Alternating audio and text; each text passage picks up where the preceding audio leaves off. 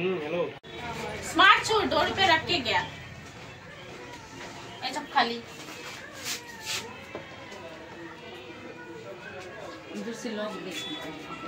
আজি চুৰি ঘটনালৈ কি ক'ব? মোৰ কালি ৰাতি দোকানত 12টা বজাৰ আগত চুৰি হৈছে। মই CCTV কেমেৰা ফুটেজ চাইছো। 12টা বজাৰ আগতে চুৰি হৈছে। মোৰ ঘৰ থানাৰ সন্মুখতে আৰু মোৰ ঘৰ দোকানো থানাৰ সন্মুখতে। আৰু মানে এতিয়া কি আমি কি কৰিম? পুলিচকো খবৰ দিয়া গৈছে আৰু মানে এতিয়ালৈকে পুলিচ প্ৰশাসনে কিবা এটা আমাক ব্যৱস্থা কৰি দিয়ক। পুলিচ প্ৰশাসন ক'ত আছে? লামডিঙৰ পুলিচ প্ৰশাসন।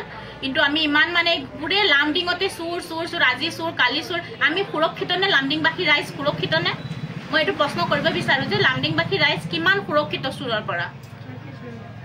দোকানৰ পৰা পুৰে বস্তু সব লৈ গৈছে, টকা পইচা সব লৈ গৈছে, পুৰা দোকান খালী কৰি থৈ গৈছে। আৰু ইমান 12টা বজাত ৰাতি ইমান সোনকালে মানুহ নোখোৱা আগতেই চুৰ হৈছে।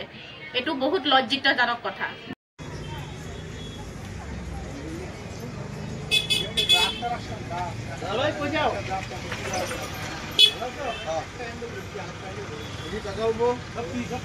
মোৰ দোকানৰ নাম SK লেডিজ টেলাৰ আৰু কালি ৰাতি যোৱাকালি দোকান বন্ধ কৰাৰ পিছত মই ঘৰত গ'লগৈ। ৰাতিপুৱা আহি দেখোঁ তালা ভাঙা, দোকানৰ চাপ ভাঙা, কেছ টকা আছিল এইবিলাক লৈ গ'ল। আৰু দোকানৰ বস্তু একো নিয়া নাই, কেছ টকা আছিল এইবিলাক লৈ গ'ল। কিমান টকা কেছ চুৰি কৰিছে? 17-18 হাজাৰ টকামান হ'ব।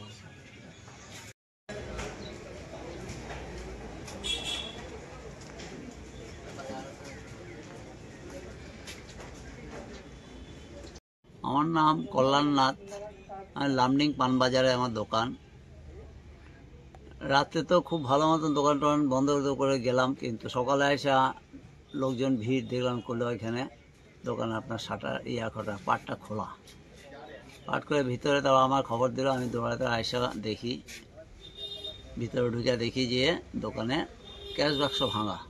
ক্যাশ বাক্স ভাঙা মধ্যে 5-4 হাজার মতো হবো, এরকম খুচরা টাকা ছিল। আর কাপড় চোপড় দেখে উলট পালট কিছু কাপড় চোপড় নিয়েছে মনে হচ্ছে, প্যান্ট ট্যান্ট। মানে 5,000 টাকা নগদ আর মানে কিছু কাপড় চোপড় নিয়েছে।